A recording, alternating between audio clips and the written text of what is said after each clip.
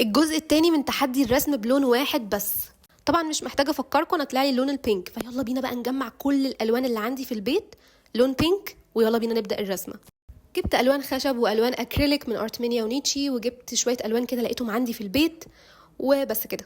اول حاجه بدات بلون خشب يكون افتح حاجه عندي في البينك، وبعد كده ابتديت اغمق كده شويه بشويه. قررت الون الوش كله بالوان خشب بس.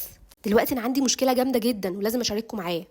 محمد او مو ارت اللي انا كنت متحدياه التحدي ده كسل ينزل الجزء التاني، كسل او فقد الشغف او بجد خايف ان انا اكسبه، فمش عارفه بقى انهي فيهم. فاحنا محتاجين كلنا كده الجيش كله يدخل عنده في الكومنتس يكتب له فين الجزء التاني بتاع تحدي تقى بتاع اللون الواحد. بسرعه نزله بسرعه عشان عايزه اعرف مين اللي كسب، وبصراحه انا عايزه اكسب يعني بصراحه، وزي ما انتم عارفين عدد اللايكات هو اللي بيبين مين اللي كسب.